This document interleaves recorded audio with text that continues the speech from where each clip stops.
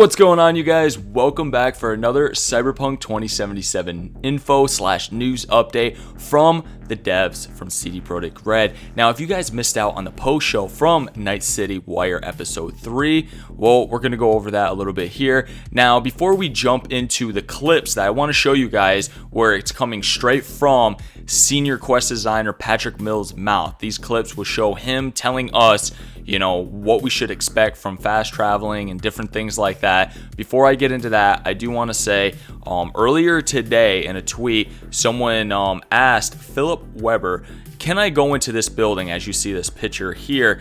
And he ended up commenting, and I was kind of curious this myself. The Witcher 3, we couldn't go into every single building in, like, say, Novigrad or Skellig, some of these towns, some things, we could go into some ransacked villages, but here we can just see some houses, like some additions or whatever. He came back and said, and some of those you can, but not all of them. We basically only opened up buildings if we add something interesting or some interesting content there, so we don't waste the player's time. But that means still loads of buildings in the city are open. This one here in particular is closed. So I get what they're doing because they are saying that this game is going to be pretty massive still. It's going to be bigger than The Witcher 3. There's a lot of verticality in this game, up and down. It's not just wide, it's a lot of depth in the game. So I get it. Like, he doesn't want to waste the player's time. And that's what I keep hearing about lately. If you guys want to check out my previous video, I was talking about how they shortened just a little bit, I guess, the main campaign to Cyberpunk 2077 compared to The Witcher 3. There's still a lot more content in Cyberpunk. They didn't do huge content cuts, nothing like that. It was just shortening the main campaign because the majority of their player base wasn't finishing the main campaign for The Witcher 3, and they put so much effort, so much heart into the game, and they want people to experience it. And I know there's a lot of people out there like, losers, sorry for their loss, that sucks, this. And, in a way, like, I would love to have the longest story ever. Like, you don't want it to end or anything like that, but still, if you had like a pretty chunky 40, 50 hour, I don't know, 60 hour main campaign, that's better than 90% of the RPGs out there today that's being released. You know what I'm saying? Because there's a lot of games that are still being released that, 6-hour campaigns, and you're paying like, 15 to 20 bucks for DLC wise. So I mean, it makes a huge difference there. Regardless of that, I don't want to get too much into it. I just want to bring that up, that there's a lot more side quests, there's a lot more other activities that they're focusing on to make this game feel more alive and areas to do. So keep that in mind. If you guys want to check out that video, I'll link it down in the description, talking about how they did shorten up the main campaign a little bit, but that in no way means there's huge content cuts or anything like that. It doesn't mean the game is not going to be great and super long, and plus we're going to be able to play 3 times, different ways in this game. You got Nomad, you got Corpo, and you have Street Kid. So I mean, 3 different times you can run through. With Witcher 3, yeah, you're playing as Geralt every single time, not a different point of view, nothing like that. You can change his build, different choices you make. In Cyberpunk, you may be able to play Nomad, obviously, multiple times with different options and choices. It's not a set thing. So say you could play it twice, 3 times just as a Nomad. Say you could play it 3 times as a Corpo and make different choices, 3 times as Street Kid. I mean, you're talking about what, at least 9 different times you can play the game and get all kinds of different outcomes. There's so much depth in this game, you guys, so keep that in mind. But like I said, let's jump out of that. I have clips for you guys coming from Patrick Mills, who's the senior quest designer for Cyberpunk 2077 and CD Projekt Red. Now, Alana Pierce and DJ Knight got to sit down with him in the post show and ask certain questions, and a lot of people were tweeting in certain questions and that, wanting to know. So let's listen to what he had to say. One of them had to do with fast traveling. I've been getting that a lot too. What in the game, how are we going to fast travel? How are we going to summon our cars? How are we going to get this stuff? And Patrick Mills has this to tell us. What do we use to fast travel? In moving around the city, you can actually fast travel using data terms. It's an idea that came from the original 2020 franchise, is these sort of computer stations that have maps and other vital information on them. You can use those, and if you've already found, you can travel to any other data term that you've already discovered. The metro stations as well, you can also use as fast travel terms. Cool. I will also say that you can summon your car, like Roach. Yes. And I Yes. loved that. You get to It's call your car and you'll just... It's great. So cool. You'll see it on It the drives map. up. I did it the other day, and actually, I hadn't seen it do this before, but I called the car came around the corner, and I'm waiting for it, and I actually got distracted, and I looked in the other direction, and my car honked at me to let me know that it was there. It was honk, honk, and I turned around, and there it is, so. It's so good. Yeah, it's good stuff. It's good stuff. Those And, are and of course, driving around the city can also be pretty quick, too. If you know where you're going and you use the highways. So yeah, Mills just explained in that last clip, we're going to have data terms, probably short for terminals, we're going to have maps on them and different things like that all over the place, where we're going to be able, once you find those points, you're going to be able to fast travel throughout the map. But when he also talked about metro stations, now who knows, it could be you jump on a metro, does it go black screen like in The Witcher 3 and you just wait until it loads up and you're there? I have a feeling it might be a little bit more cinematic, so to speak, like you sit on the train and you're the metro or wherever and you're going to travel. And it'll just be whatever. Who knows? You could just literally be walking around the train doing your thing and the game's just like loading, speeding up through the whole time. So, I mean, it's a curious thing of how the metros are going to work when it comes to fast travel, get from one area to the next incredibly fast. But that's not the only way of fast traveling. Like he said, just driving your car around, you'd be surprised once you learn the city and different roads. Like, that's almost like a way of fast traveling because you get on certain pretty much like highways or anything like that, you're going to be able to just take off and go and be where you need to be right away. But that also brings me to a point in this post show. I don't have a clip for that, but what it is they were talking about like the elevators, where Alana Pierce was going over, where the elevators in the game are not load times. You know what I'm saying? How some developers use elevators. For example, Jedi Fallen Order, you get on an elevator, felt like it took a long time because they want to make it seem seamless, right? Well, those are load times. So you're sitting there waiting. These elevators in Cyberpunk 2077 are literally just there to get you from the bottom floor to the top floor, like legitly. It's not a load screen. It's nothing. They're not using the elevator to load the game or anything like that. That came from Patrick Mills in the post show, which actually got me pretty excited about that too. I was like, wow, they really optimized this game pretty well.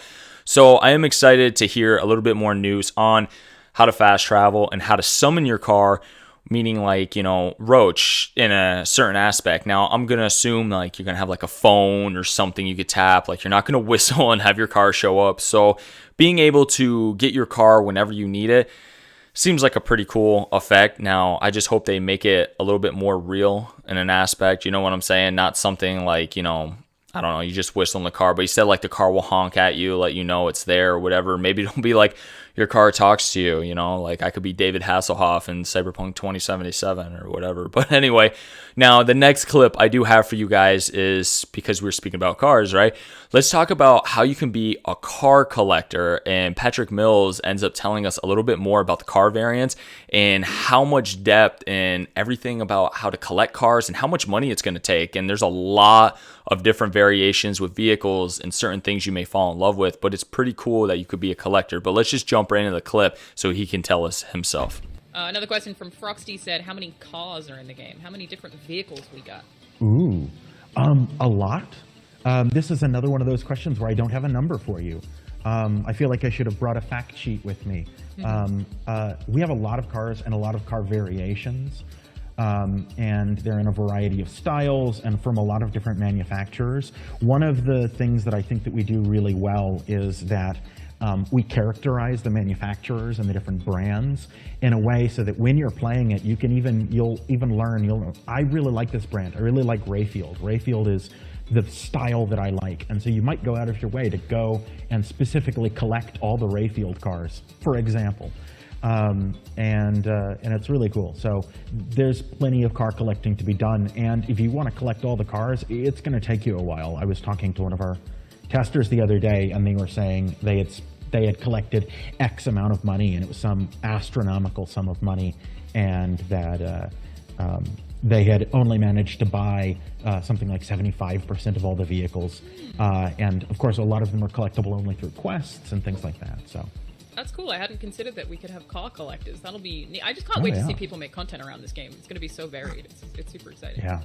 There are so many things that I'm going to lose time on, and now that I know that So again, Mills, explain to us how there's going to be so many different car variants and how you can be a car collector in the game. And even Alana Pierce is excited to see how a lot of us content creators and just anyone playing the game is going to be able to work around this. Like, if you want to be a car collector and you can collect all these cars, does that mean obviously we're going to have garages somewhere where we're going to be able to store all these cars? We can go in there like a warehouse or something, or maybe it'll just be like something, we can pull down and drop down and it'll just come to us. I don't know if we'll be able to walk around and look at each vehicle, but regardless of that, there's a lot of different variants of vehicles.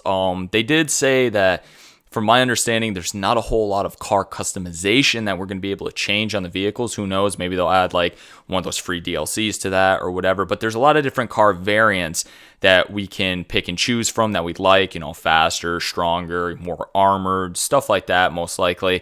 But it's really interesting to see, when the game releases, how much money it's going to take to purchase all of these vehicles, because like he said, someone already playing the game, one of the devs, and he collected an astronomical amount of money, and he's only collected like 75% of the vehicles, and that's his job. Like, he's literally trying to collect all the cars, and he's getting so much money. So you see how they're extending gameplay. Like, if there's always like a niche for each person, like what they might want to do. I think that's really cool to have different variants, and maybe there's a reason to that. Maybe we're going to need obviously like an armored truck or a heavier car, or what I'm saying, you have luxury vehicles you could just drive around in, because there's a lot of like open life in the game, where you can, meet random NPCs. And that was another thing they brought up in the post show about talking about romance options. Romance in this game, there's a lot of options where they were talking about it's different from Witcher 3 because it's not just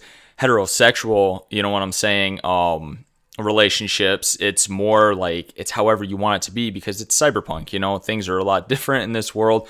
But there is a quote that pretty much came out that they were talking about, that since they're not bound by a predefined character like us in The Witcher anymore, the game will feature a romance options that's going beyond heterosexual. So, you're going to have all kinds of different, romance options when that comes out. You know what I'm saying? Like, I'm not going to get into details, you guys. It's going to get weird. I'm sure there's going to be a lot of weird people out there doing some weird stuff. But hey, they put it in the game.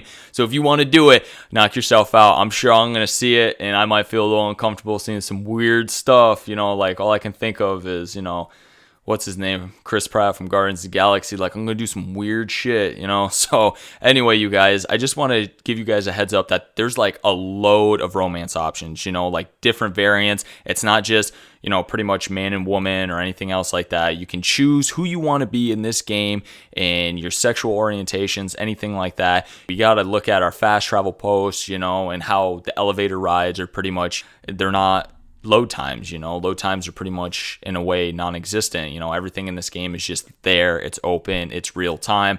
And God, I sound like Todd Howard right there. It's real time. It just works, guys. But the main thing that I thought was really cool out of this was the cars as well. Like that, and they talk about gangs. That's another thing I want to talk about with the car variants. You have gang variants, and the different things about gangs are you can't strictly join certain gangs. You do work for them because you are a mercenary in Cyberpunk, right? So since you are a mercenary and you can do work for these different gangs, you may have to make options that, if you're with one gang and then you come across another one and then they want you to do something against the gang that you've been affiliated with, or kind of working for, I should say, you're going to have to make some hard choices in there. But you can dress, get certain outfits, styles, vehicles, different things like that from gang members. So it's really cool that they're giving us these options, but kind of keeping us on that open jack of all trades, mercenary, you know what I'm saying? Like, we're not just this, and this, but more details are going to be arise the closer we get to the release. So I hope you guys enjoy the video. I just wanted to share those clips, because I've had a lot of people asking me, hey, did they say anything about fast travel or anything about, the vehicles in the game, because a lot of people do want car customization. And maybe if we put a bug deep enough in CD Projekt Red's ear about it, maybe even though we have so many variants, we'll wait till the game comes out. Maybe they'll add a free DLC saying, hey, you know what? You can change your color on your car, or you can change the rim, something to tweak it a little bit. But I get where they're coming from. They want, each variant, if you collect, there might be like, oh my God, that's a legendary car. That's the most expensive car in the game, the best car. You got to get it. You can't just customize your car up. So we will wait and see how that turns out. But anyway, you guys, this video has been long enough, and I wanted to give you guys some update and info on the post-show. I hope you guys enjoyed the video. If you're new to the channel, consider subscribing, you guys, to help push the channel. If you like the video, a thumbs up is always appreciated. You can follow me on Twitter at HamboneGaming. And that's all I have for you in this one, and I will catch you all in the next one. Later.